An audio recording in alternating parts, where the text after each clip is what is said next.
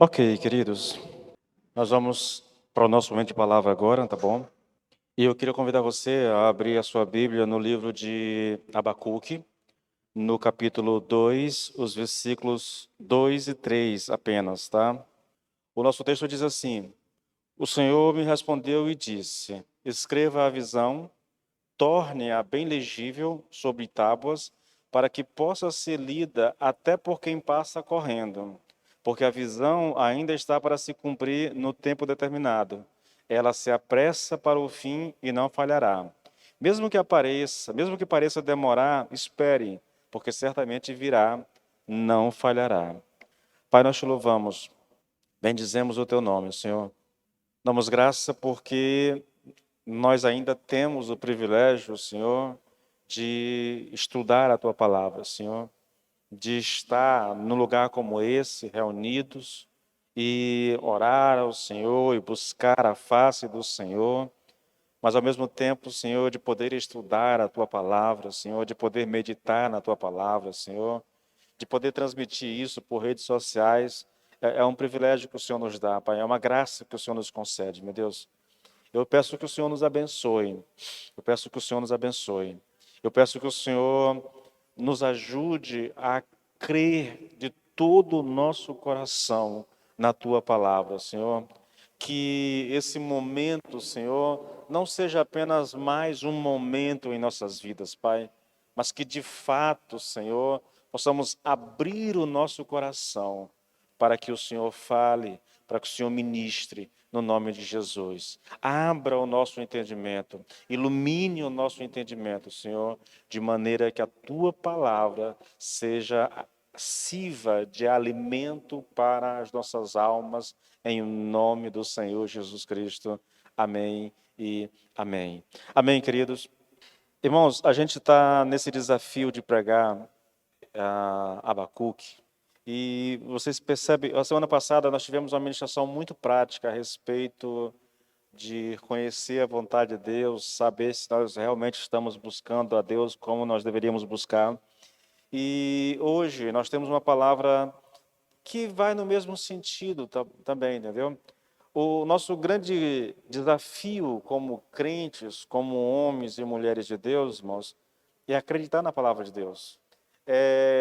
Dar a ela o crédito que ela requer, entende? Esse é o nosso desafio. E hoje nós vamos falar sobre a natureza da verdadeira profecia. Tá? Nós vamos usar esses versículos aqui para falar sobre isso. Eu vou aproveitar, na verdade, esses dois versículos, querido, para chamar a sua atenção para a profecia bíblica. Porque às vezes, irmãos, eu penso que por causa da correria do dia a dia, das muitas preocupações que nós temos como cidadãos, né? De cuidar de casa, de cuidar de filhos, de trabalhar fora, essa coisa toda, essa correria toda que a gente tem no dia a dia, faz com que as pessoas esqueçam que a palavra de Deus é de fato a palavra de Deus, que a palavra de Deus é, de certa forma, uma profecia que aponta para um fim, né? Eu estou aguardando, irmãos, eu comprei o softbox, só falta isso para eu começar as ministrações, os vídeos em casa, entendeu? Eu pedi a semana passada, deve chegar essa semana, com certeza deve chegar essa semana, porque eu vou trabalhar muito sobre isso. Nós somos seres que, embora estejamos vivendo nesse mundo, um mundo material, mas nós somos seres imateriais. Nós não somos desse mundo, a verdade é essa, entendeu? E aqui eu não estou falando só de crente, eu estou falando do ser humano como um todo. Porque ele foi criado por Deus, querido, a sua competência vai muito além da realidade material, da realidade física que o envolve. Só que, como a gente não tem tanto tempo para a palavra de Deus, como a gente não gasta tempo meditando na palavra de Deus, ou talvez até leia, talvez até medite, mas não dá a ela a devida importância, nós agimos, vivemos como se a vida fosse apenas o que nós estamos presenciando e talvez aquilo que a gente queira que aconteça. Entende?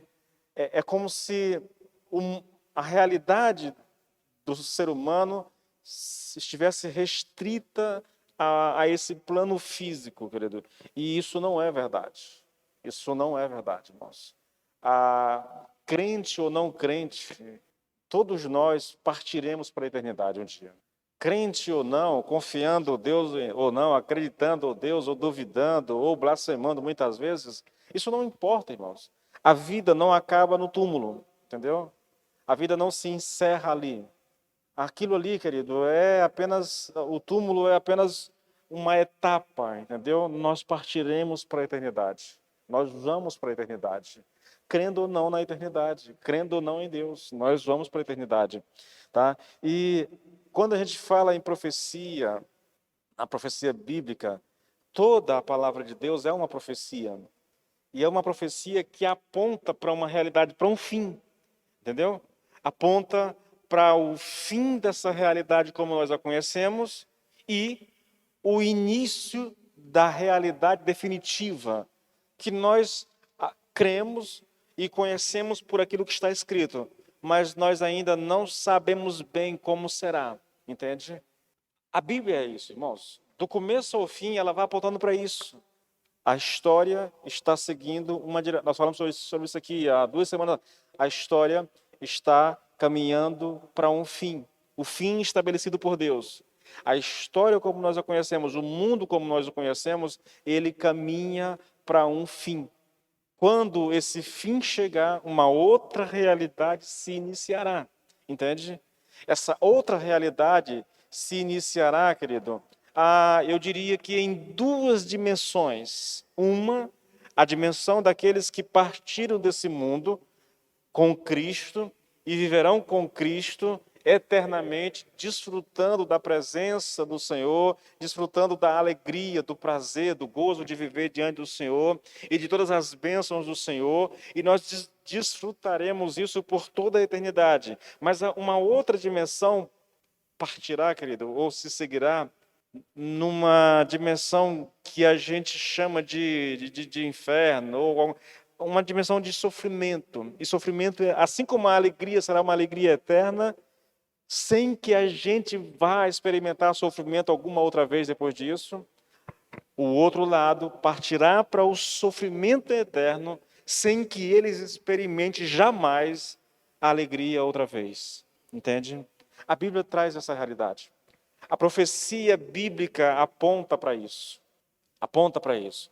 Então eu quero chamar a sua atenção, querido, para a profecia. Só que quando eu me refiro à profecia como profecia bíblica, eu faço isso de maneira proposital. E a intenção aqui, irmãos, é fazer uma distinção daquilo que comumente é chamado entre nós evangélicos como palavra profética, né? É algo que acontece com muita frequência nas igrejas pentecostais, neopentecostais, né? E às vezes até mesmo nas igrejas batistas, né? Nas renovadas, ou alguma outra denominação renovada, entendeu? As pessoas falam muito falam de palavra profética. Você quer um exemplo disso? O pastor está orando aqui, e aí ele diz assim, olha, eu vou liberar uma palavra profética na vida desse irmão aqui. Quando ele diz liberar uma palavra profética, a gente entende isso como profecia, ele vai liberar uma profecia. Só que essa profecia, querido, é algo que aquele pastor, aquele irmão que está orando, espere que aconteça na vida da pessoa pela qual ele está orando. Não é nesse sentido que nós entendemos profecia na Bíblia, entendeu? A profecia na Bíblia vai muito além disso. A profecia na Bíblia é uma revelação de Deus a respeito do futuro, e aí nós vamos estudar exatamente sobre isso hoje. Ela tem alguns elementos que caracterizam essa profecia e que tornam ela uma realidade, como é que eu coloco isso para vocês, meu Deus? Algo certo, algo que não tem como falhar, algo que não é apenas o desejo de que aconteça alguma coisa de boa, é Deus descortinando o futuro para alguém, entendeu? E aí ele vai e fala daquilo que Deus falou. É o que nós temos no nosso texto. Escreva a visão, torne-a bem legível sobre tábuas, para que possa ser lida até por quem passa correndo, porque a visão ainda está para se cumprir. Veja, ele está descortinando o futuro, na verdade, né? Vai se cumprir num tempo determinado. ela apressa para o fim e não falhará. Mesmo que pareça demorar, espere, porque certamente virá, não tardará. Então, querido, nós vamos tratar aqui, irmãos, dessa profecia, dessa revelação de Deus ao homem, entendeu? O que foi que Deus revelou para Abacuque, irmãos? Deus revelou ao profeta que ele levantaria os caldeus, daria a eles o poder, daria a eles a força, e eles governariam sobre muitas nações, inclusive sobre o povo de Deus, né? Só que depois que eles fizessem tudo isso, o próprio Deus iria destruir os caldeus. Quando Deus deu isso ao profeta, a nação babilônica ainda não era uma potência militar, entende? Então Deus está descortinando o futuro para o profeta. Está dizendo a ele o que vai acontecer. Isso é um fato, irmãos. Não é porque Deus olhou o futuro, é um fato que Deus está dizendo, eu vou fazer isso. Tá? Quando eu faço essa distinção, irmãos, porque eu vejo muito no nosso meio, querido, a gente tem uma mania de usar os termos bíblicos de forma distorcida, né? Ah, o Senhor me deu uma palavra profética. Ah, o Senhor me revelou isso. Ah, o Senhor me disse isso. Mas na maioria das vezes, na imensa maioria das vezes, quando uma pessoa diz isso, ela está falando algo apenas da cabeça dela. Não foi Deus que revelou. Até porque, na verdade, muitas vezes isso não acontece, né? Muitas vezes não acontece. Eu poderia lembrar, repito para vocês, né? Eu estive com meu amigo, pastor meu amigo, e ele me dizendo, Edilson, se o Bolsonaro não ganhar, como é que fica esses homens de Deus que profetizaram que ele iria ganhar? Como é que fica? E ele me diz, porque não são meninos na fé, entendeu? São homens experientes, homens que conhecem a Deus. Mas como é que fica? Querido, fica da seguinte forma: aquilo que eles profetizaram não veio de Deus. Simples. Porque se fosse Deus que tivesse revelado, o Bolsonaro teria ganho. Entendeu? E eu até creio que ganhou. Mas, entende? Até creio que ganhou. Mas Deus não ia dar uma revelação, querido, e esses homens iam dizer, olha, ele vai ganhar a eleição e de repente ele não leva. Não foi isso. A visão a revelação ele vai continuar presidente do Brasil. Isso ainda pode acontecer? Eu não sei, irmãos. Tem poucas esperanças sobre isso, né? Eu sei que a questão lá em Brasília, o negócio está fervendo lá. Ouvi hoje, vindo para cá, que o PL, que é o partido do presidente, vai pedir a anulação das eleições por causa de um monte de inconsistência, né? E está surgindo as revelações aí em relação a essa questão de urna. E é um negócio doido aí, muito grande, entendeu? Que a gente não pode nem falar sobre isso, porque na plataforma do YouTube tá derrubando os vídeos que questionam isso, tá? Então, não sei. Tá? Não sei. Por enquanto, aquilo que aqueles homens tiveram como revelação não foi uma revelação. Tá? Bom, irmãos, vamos lá, querido. Olha só, eu não sei, querido, se o que eu vou dizer é exagero, mas eu acredito que nós temos um grande impasse, irmãos, entre aquilo que é chamado de profecia na atual realidade da igreja e a profecia bíblica. Eu lembro demais, irmãos, de estar em determinado lugar e ouvir o pregador dizer assim, olha, o Senhor está me revelando que o irmão lá atrás, que ele fala isso, olha, para você o Senhor está mandando dizer, e para você o Senhor está mandando dizer, e eu ouvia isso como se isso fosse a coisa, eu digo, poxa, esses homens são muito, muito abençoados, né? Deve ter uma intimidade muito grande com Deus, porque Deus fala demais com eles. Queridos, eu não tenho muito isso, irmãos, sabe? Eu não vou dizer que Deus nunca falou comigo, já falou sim, entende? Mas isso não é algo comum, irmãos, não é algo comum. E não foi uma profecia dessa forma, entendeu? Algo simples. Então, a questão é, como é que a gente faz para reconhecer a verdadeira profecia? Ou qual é a natureza da verdadeira profecia. É uma ministração muito simples, querido, muito simples, tá? Que eu quero deixar com vocês, no intuito, irmãos, de que isso nos ajude na nossa fé, de que isso nos ajude a crer na palavra de Deus, de que a nossa confiança ela esteja cada vez mais centrada nas Escrituras Sagradas, tá bom? Então, veja, a primeira resposta, querido, para a natureza da verdadeira profecia é que a verdadeira profecia ela é uma revelação de Deus ao homem. É Deus revelando algo ao homem e revelando aquilo que ele vai fazer, entende? Não é Deus olhando para o futuro e vendo, eu estou vendo que daqui a 5 anos vai acontecer isso. Não, e aí, não. Quando Deus revela, é porque ele vai fazer, na verdade, entende? Então, não é essa coisa de que eu estou desejando algo para alguém, então eu vou liberar uma palavra profética na vida do Alex. Alex, daqui a 2 anos, o Senhor vai fazer. Não, irmãos, isso não é profecia. Profecia é quando Deus te revela algo, entendeu? É quando Ele descortina o futuro para você e te mostra o que vai fazer, na verdade. O Senhor respondeu, versículo 2, né? Escreva a visão, né? Torne-a bem legível sobre tábuas. Escreve. Ele mostrou o que vai fazer. Ele disse o que vai fazer. E ele chega para o profeta e diz, escreva a visão, anote aí o que vai acontecer. Entende? O Senhor revelou, irmãos, a Abacuque o que iria acontecer. Deus estava dizendo em detalhes ao profeta os fatos históricos que iriam acontecer.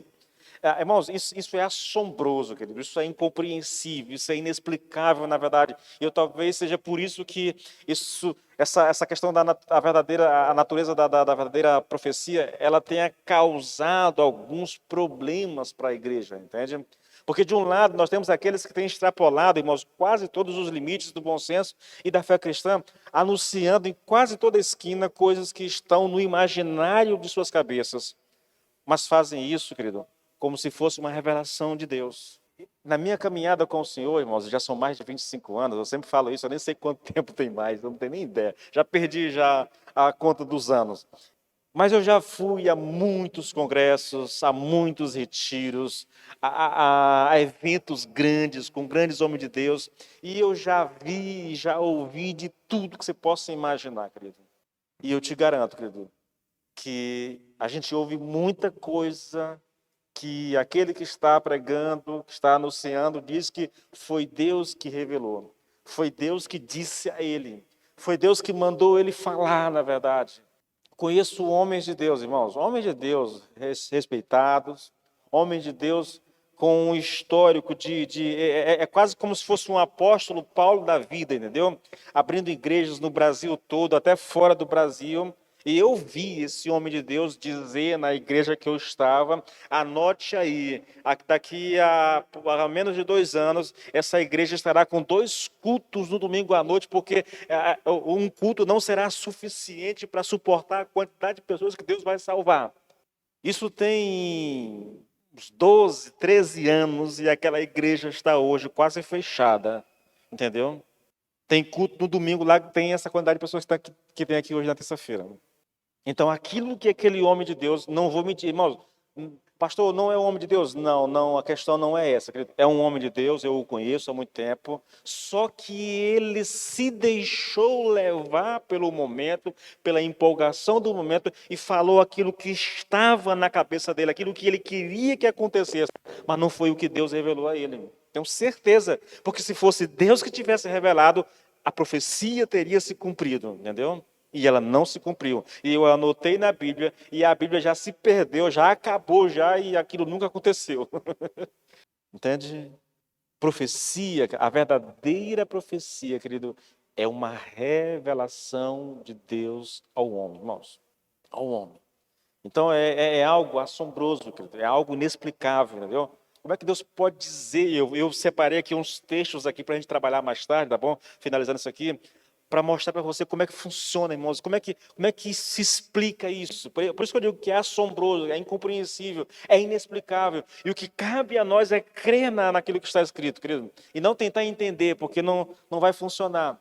Então, mas por causa disso, irmãos, por causa dessas características da profecia, aí nós temos muita gente profetizando hoje, anunciando coisa. Por um lado, há esse exagero. Do outro lado, irmãos, por causa desses exageros, nós temos aqueles que estão dispostos a negar qualquer tipo de manifestação sobrenatural. Entende?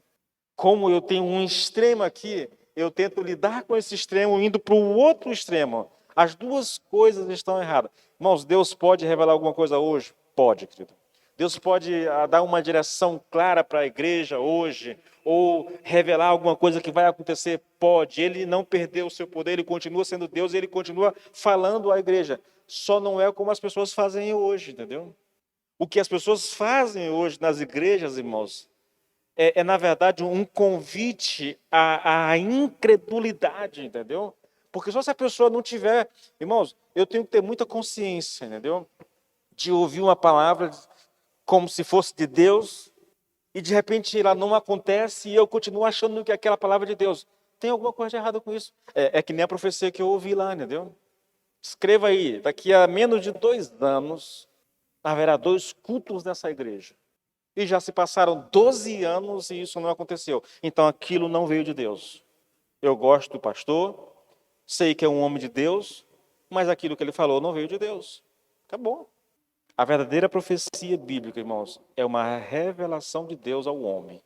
Ela não é fruto da imaginação, nem da experiência de homens dotados de grande percepção histórica ou dos políticos, alguma coisa assim. Nada disso, irmãos.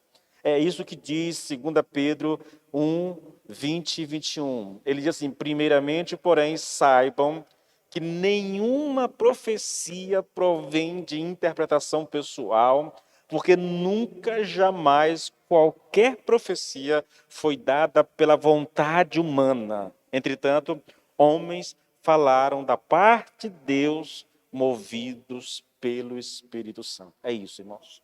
É Deus que revela o homem. A profecia não pode ser elaborada, querido, mentalmente.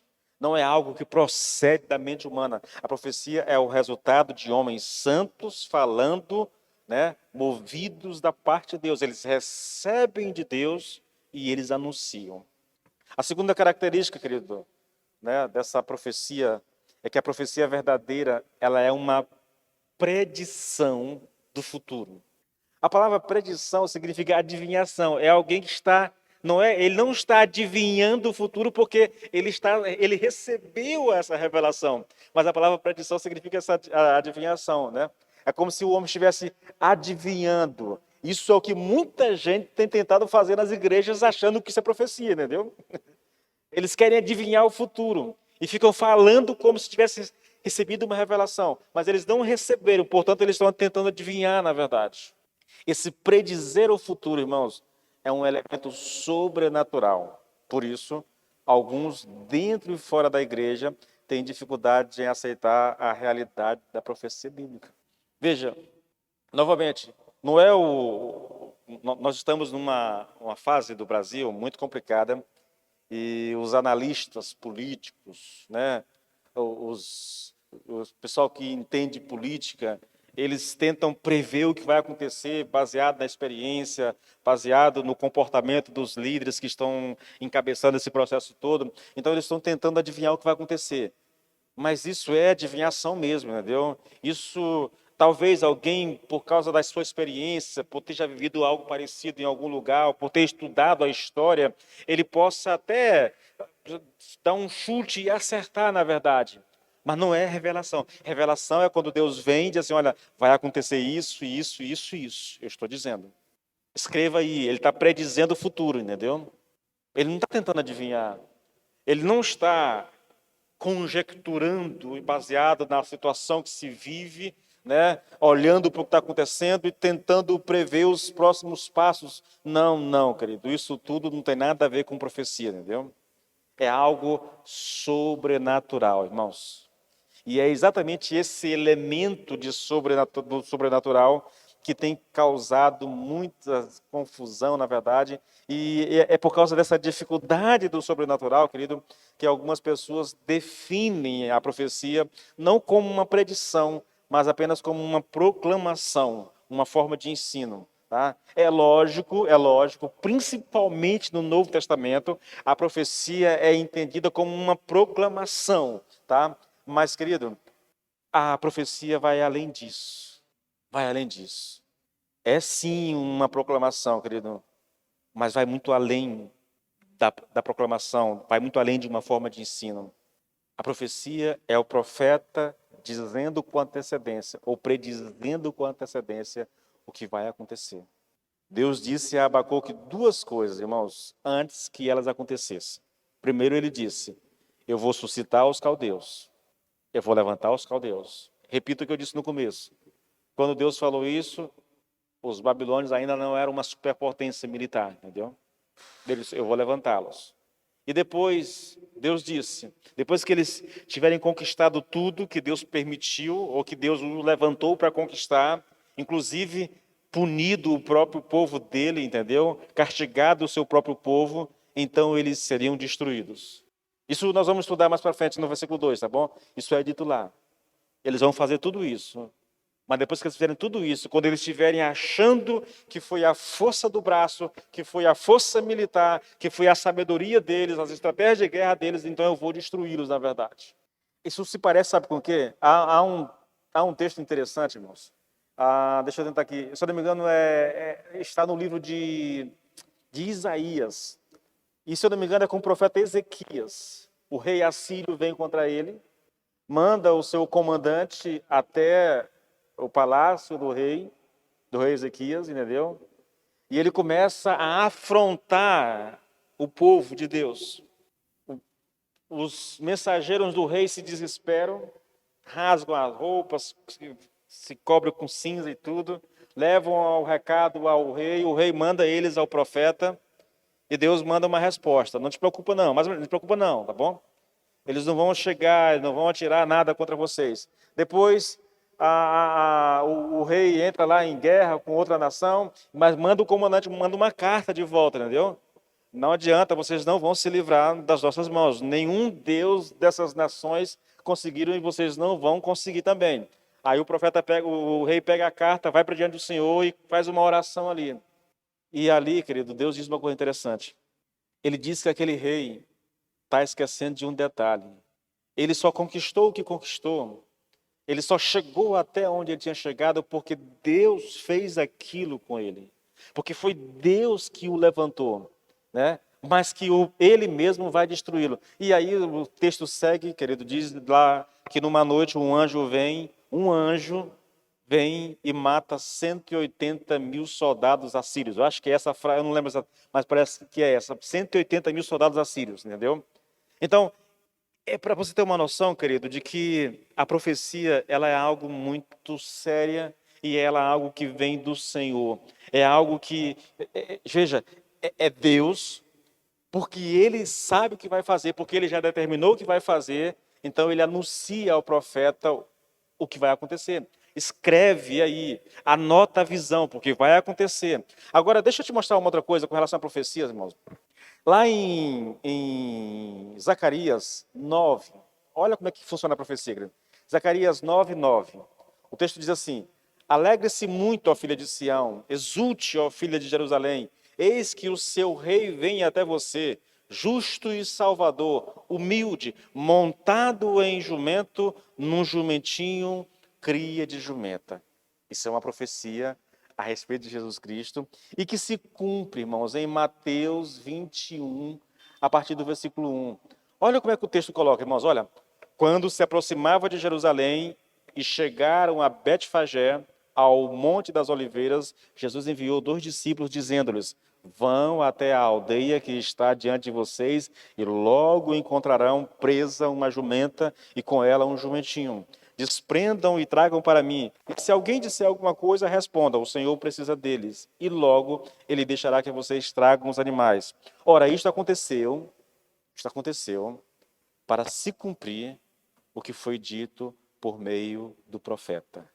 Aí o texto emenda, digam à filha de Sião, eis que o seu rei vem até você, humilde, montado em jumenta e num jumentinho, cria de animal de carne. Como é que Zacarias pôde profetizar tanto tempo antes o que ia acontecer? É lógico, irmãos. Deus revelou a ele. Mas como é que Deus pôde revelar a Zacarias aquilo que ia acontecer tantos anos depois? Ele ia fazer isso, entende? É porque ele vai fazer. Irmãos, é uma coisa assustadora, querido. É algo sobrenatural, irmãos.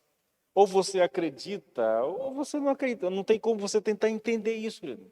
A única explicação é: Deus é o responsável pelo futuro. Não só ele sabe como ele determina o futuro, por isso ele pode revelar com antecedência o que vai acontecer nos mínimos detalhes, querido. Nos mínimos detalhes. Deixa eu ler mais um texto contigo. Salmo 22, versículo 16 até o 18. Esse é um salmo chamado de salmo messiânico, irmãos. Olha só.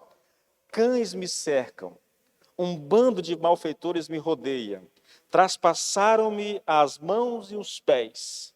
Posso contar todos os meus ossos, os meus inimigos estão olhando para mim e me encarando. Repartem entre si as minhas roupas e sobre a minha túnica lançam sortes. O Senhor está descrevendo para o salmista, queridos, o salmista, não sei, não vou dizer milhares de anos, provavelmente quase 2000 anos antes, não sei nem dizer quanto tempo é isso aqui, exatamente o que vai acontecer. Mateus 27, 35 diz assim, olha, depois de o crucificarem, repartiram entre si as roupas dele, tirando sorte. Exatamente o que é dito no Salmo.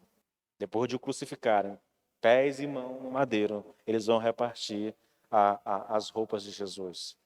A terceira característica, querido, de uma verdadeira profecia é que a verdadeira profecia acontecerá exatamente como foi anunciada. O Senhor, versículo 2, o Senhor me respondeu e disse, escreva a visão, torne-a bem legível sobre tábuas, para que possa ser lida até por quem passa correndo, porque a visão está para se cumprir. Os acontecimentos preditos, queridos, seguramente ocorrerão no devido curso e no tempo de Deus. O Senhor diz assim, olha, se tardar, espera-o. Ela pode, está dizendo, ele pode tardar, mas nada pode impedir ou frustrar o seu cumprimento. Vai acontecer, é o que Deus diz. Mas por que tanta certeza nisso, irmãos? É porque, queridos, Deus só revela aquilo que ele vai fazer. Quando Deus anunciou, através do salmista, o que aconteceria na crucificação, o que os soldados fariam, aquilo já estava determinado por Deus, na verdade. Entende? Então, aquilo que Deus anuncia vai acontecer, querido, da forma como foi anunciado. Porque é Deus descrevendo, é Deus nos dando saber o que Ele vai fazer no futuro. E é aqui que está, irmãos, esse é um dos elementos assim tremendos da profecia, querido. Porque se você pensar, irmãos, na profecia, nos textos que nós temos exposto a nós, no famoso sermão escatológico de Jesus, o que vai acontecer, entendeu? Ou em alguns textos do Apocalipse, em alguns outros lugares, querido, as promessas de Deus, aquilo que Ele disse que vai fazer, o novo céu, a nova terra, o julgamento que vai acontecer, o grande trono no banco que vai acontecer, tudo isso, querido, se trata de elemento profético, entendeu? Porque são coisas que ainda vão acontecer. Deus está dizendo, eu vou fazer. E vai acontecer, irmãos. Aqui o último elemento, para não demorar muito nessa administração de hoje, a verdadeira profecia será cumprida no tempo exato que foi determinado por Deus. Olha o versículo 3, só o versículo 3, irmãos. Porque a visão ainda está para se cumprir no tempo determinado. Há um tempo determinado para que a profecia aconteça. Tá? Ela se apressa para o fim e não falhará.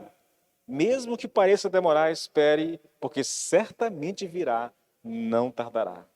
O tempo, querido, aqui para o cumprimento está fixado. O momento exato é determinado por Deus, na verdade. Querido, é um princípio, irmãos, muito fundamental na profecia. Totalmente diferente dessa ideia de que nós temos de profecia hoje. O profeta está dizendo, o irmão profetizou, o pastor revelou, o profeta... Irmãos, olha, querido, o ruim dessas coisas, querido, é porque esse exagero que acontece hoje nas igrejas fazem com que as pessoas descreiam nisso, entendeu? Eu sou por causa da minha experiência, irmãos, quando eu ouço um pastor, quem quer que seja, anunciando essas coisas, a tendência imediata, irmãos, é me fechar para isso, entendeu? Porque eu já vi demais essas coisas. Eu já vi demais. Em vigílias, sabe, no monte, em congressos, em retiros, em grandes eventos, entendeu? Eu já vi demais essa coisa da profecia, querido. As pessoas profetizando, as pessoas anunciando uma coisa como se fosse Deus, quando na verdade Deus não está falando com ela, tá? Aqui o que nós temos é diferente. A profecia bíblica, irmãos, ela é diferente. Eu não estou dizendo que não havia falsos profetas, né? Vocês sabem, se vocês estão lendo a palavra de Deus, vocês sabem que, principalmente, querido, aí nos livros proféticos lá de Isaías, Jeremias, Ezequiel, você vai perceber a manifestação assustadora de falsos profetas, entendeu? Que estão profetizando coisas da sua cabeça. Não aquilo que Deus falou, não aquilo que Deus revelou a eles, mas aquilo que eles imaginam, querido. Os livros históricos, todos esses livros históricos, proféticos, nós temos essa manifestação, querido. O Senhor Jesus Cristo, lá no sermão escatológico, ele anunciou: vão vir muitos falsos mestres, vão vir muitos. Vai acontecer, irmãos. Nós temos muita gente no nosso meio. Nós temos Pedro. Pedro escreveu um capítulo todinho em 2 Pedro. Judas escreveu a sua carta só para tratar disso. A realidade dos falsos profetas do nosso meio. Qual é a característica do falso profeta? Ele está falando daquilo que está na cabeça dele e não daquilo que Deus está falando. Entende? Essa é uma realidade comum, querido, comum. Eu até falei para minha esposa, eu estava pensando talvez para o ano que vem, na verdade, levar vocês a um evento grande lá em São Luís, chamado Adoração Profética. Evento grande, com David Keeler, com Cirilo, com Elisa Rosa, Nívia Soares, pessoal todo, entendeu? Para vocês sentirem um pouco de perto, querido, experimentar um pouco dessa realidade cristã, que é muito, muito abrangente, na verdade, entendeu? E porque nós estamos acostumados só com isso aqui, a gente pensa que vida cristã é só isso. Eu queria muito que vocês experimentassem. Só que eu sei que levar vocês para algo dessa natureza pode escandalizar alguns, pode chocar outros, entendeu? Porque vocês vão ouvir vão ver coisas que vocês não veem aqui, na verdade. Mas a intenção era exatamente essa. A intenção é exatamente tirar vocês um pouco dessa realidade que a gente vive aqui, para que vocês conheçam um pouco mais do cristianismo. Há fatores positivos e negativos nisso, entendeu? Mas eu creio que há mais positivos do que negativos, né? É uma forma da gente abrir um pouco a nossa mentalidade em relação à vida cristã, tá? Estou pensando sobre isso, não sei nem se eu vou fazer na verdade, mas é um ponto a se pensar no caso, tá? Então vamos lá, irmãos. Deixa eu mostrar uma coisa para vocês, querido. Jeremias 25, 11, 12. Olha só. Toda esta terra virá a ser ruína, objeto de horror. E estas nações servirão o rei da Babilônia durante 70 anos. Deus está anunciando ao profeta Jeremias. Acontecerá, porém, que quando se cumprirem os 70 anos, castigarei o rei da Babilônia e aquela nação, a terra dos caldeus, por causa da sua iniquidade, diz o Senhor. Farei deles ruínas perpétuas. Olha que coisa interessante. É basicamente a mesma coisa que Deus disse ao profeta Abacuque. Ele está profetizando, Deus está revelando ao profeta Jeremias que ele vai levantar o rei da Babilônia, entende? Que esse rei da Babilônia virá sobre Jerusalém, sobre Judá, escravizará o povo, levará cativo esse povo para a Babilônia, e que eles permanecerão lá por 70 anos. 70 anos. Depois disso, depois que Deus castigar o seu povo, depois que Deus disciplinar o seu povo, então ele vai trazer o povo de volta, e aqueles que o levaram cativo serão destruídos. É a mesma coisa, irmãos. Olha essa profecia, olha Daniel 9, 1 e 2. No primeiro ano do rei Dario, do reinado de Dario, filho de Assuero, da linhagem dos Medos, que foi constituído rei sobre os caldeus, no primeiro ano do seu reinado, eu, Daniel, entendi pelos livros que, de acordo com o que o Senhor havia falado ao profeta Jeremias, a desolação de Jerusalém iria durar 70 anos. Aqui há uma coisa interessante, irmãos, com relação a essa questão, porque o cativeiro de Judá, que era o reino do sul, ele aconteceu em 3 etapas, entendeu? Em 3 etapas. No ano 605, foi um grupo, e com toda certeza Daniel foi nesse primeiro grupo, entendeu? Levado para a Babilônia. No ano 597, há uma segunda deportação, e entre eles vai o profeta Ezequiel, tá bom? E depois, entre os anos 586 e 587 e 586, foi quando houve ali, querido, a destruição do templo, porque nas primeiras vezes que ele invadiu, ele levou algumas coisas, alguns objetos e tudo, mas nessa terceira vez, eles destruíram completamente o templo, destruíram os castelos, destruíram a casa dos grandes, as casas dos ricos daquele lugar, destruíram o muro, na verdade, entendeu? Então, os historiadores dizem que essa data de 70 anos começa a contar a partir desse período aqui, última deportação, na verdade, entendeu? Quando eles destroem tudo, na verdade. Aí, quando é para voltar, assim como no cativeiro foram em 3 etapas, a volta, o retorno também aconteceu em 3 etapas. Interessante, né? Primeiro com Zorobabel e Josué, o sumo sacerdote lá, entendeu? Depois com Esdra e por último com Neemias, que reconstrói os muros e estabelece. Provavelmente, querido, né? A contagem é feita do ano 586 até o ano 516, que dá exatamente esse período de 70 anos, entendeu? É o período da reconstrução, quando houve a destruição do templo, e o período da reconstrução do templo com os muros da cidade e da inauguração do templo, que acontece lá com Neemias, me parece, entendeu? Então, 70 anos. Há alguma, como é que eu diria? Há alguns questionamentos, mas é basicamente isso, entendeu? Assim como houve três etapas do cativeiro, houveram também 3 etapas do retorno, tá? Do retorno. Olha só, deixa eu tentar.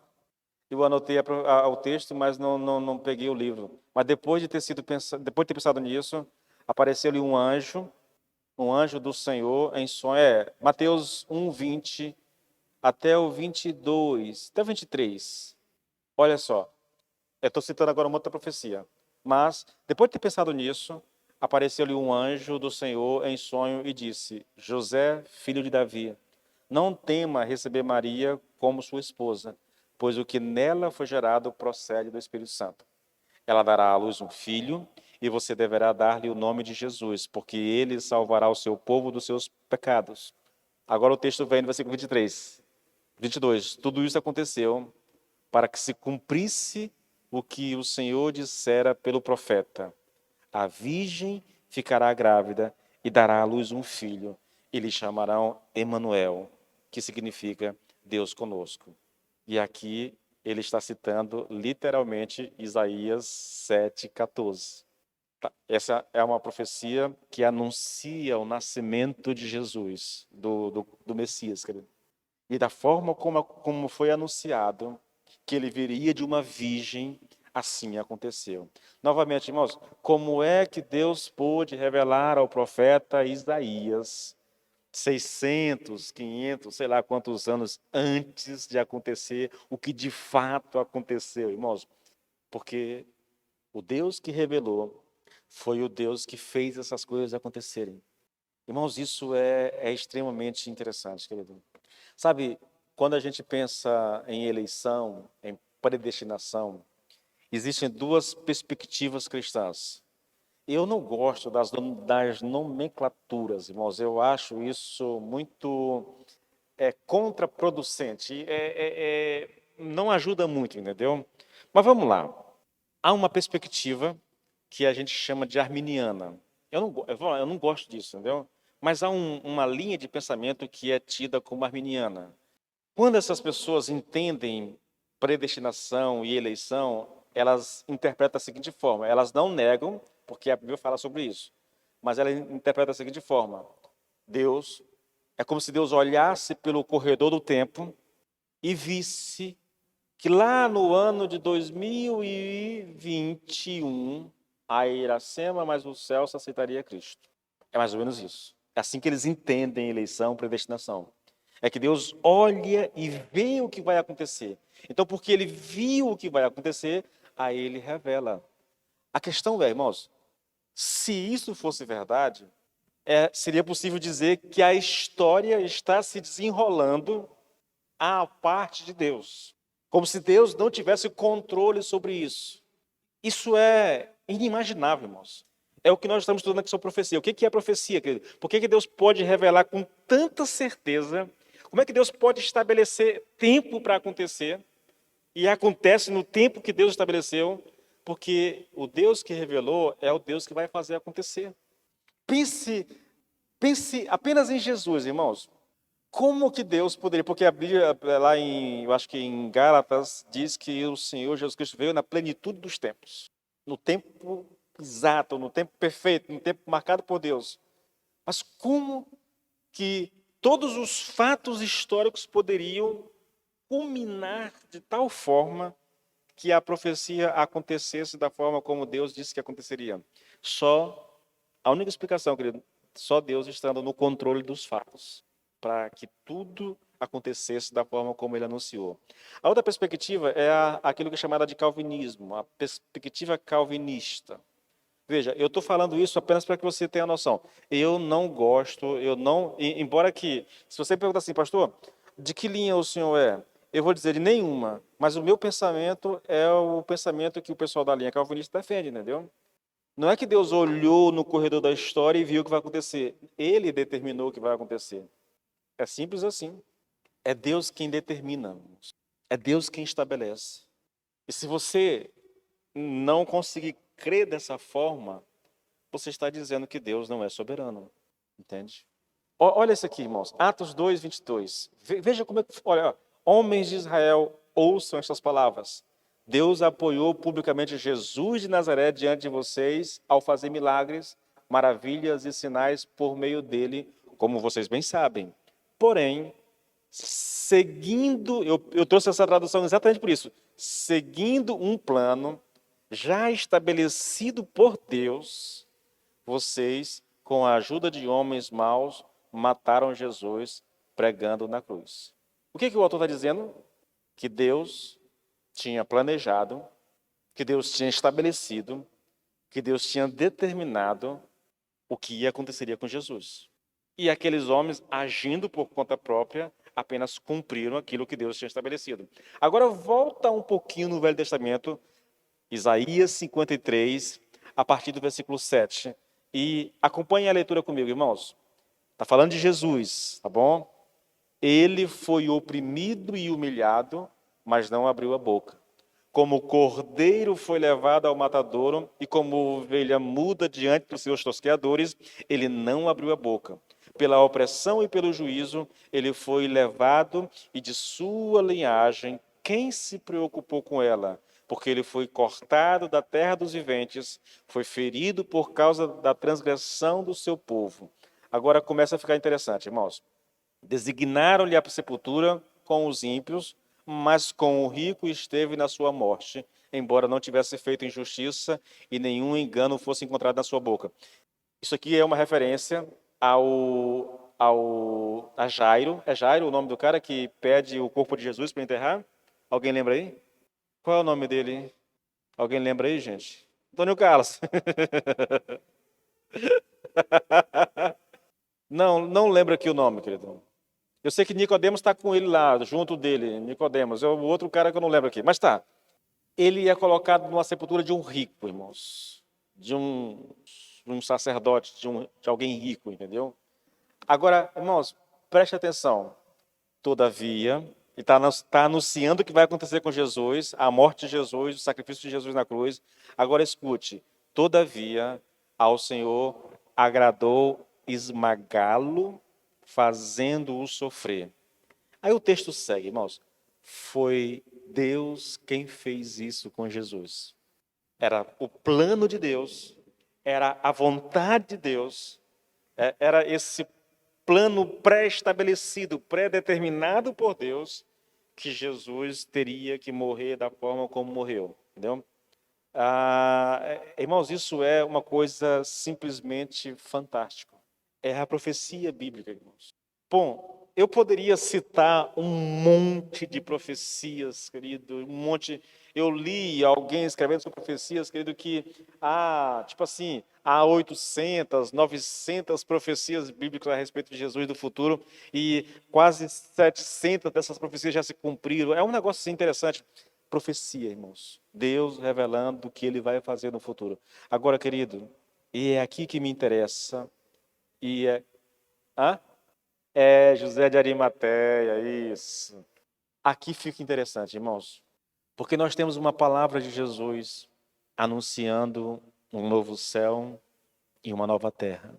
Nós temos uma palavra de Jesus anunciando um dia onde a humanidade toda será julgada por Deus. Aliás, pelo Senhor Jesus Cristo.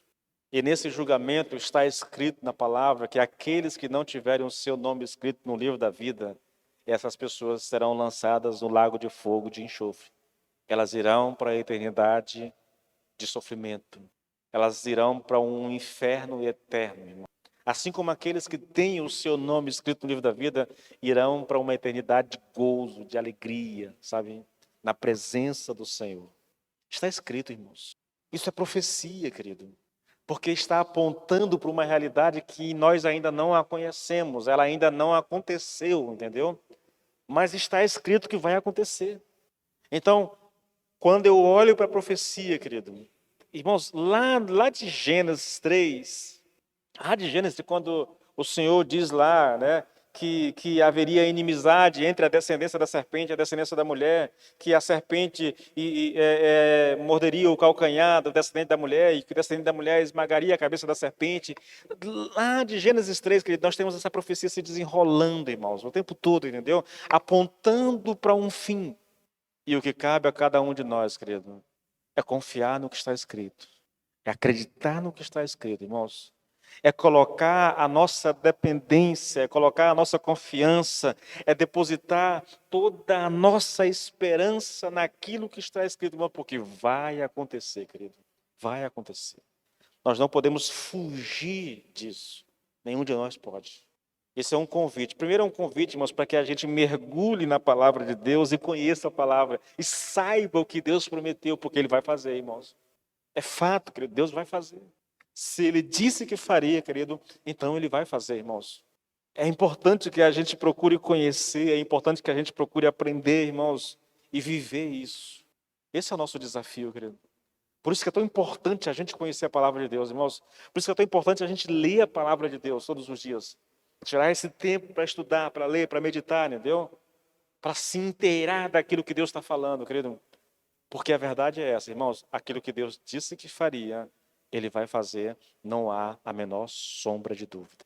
Tudo que já profetizou a respeito de Jesus Cristo, em relação à sua primeira vinda, já aconteceu. E se já aconteceu a respeito da primeira vinda, também irá acontecer a respeito da segunda vinda. Não há dúvida, irmãos. Não há dúvida. Eu deixo essa palavra para a gente meditar. Eu deixo essa palavra como uma espécie de consolo para o nosso coração. A vida pode ser difícil, a gente pode passar por lutas, mas, sabe, nós estamos numa luta que nós já conhecemos o final dela, irmãos. O final é que nós vamos ser vitoriosos. A vitória é nossa. E não importa o quanto isso me custe, a vitória é nossa. Nós vamos chegar lá, no nome de Jesus. Vamos orar ao Senhor. Pai, em nome de Jesus, nós te louvamos, Pai, pela certeza da tua palavra, Senhor. Nós te louvamos, Senhor, pela certeza da profecia. A nossa fé, a nossa esperança, a nossa confiança está naquilo que o Senhor disse.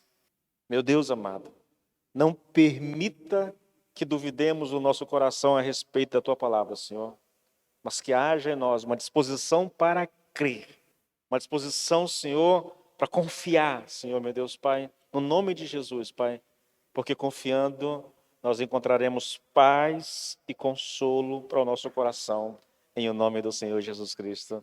Amém e amém.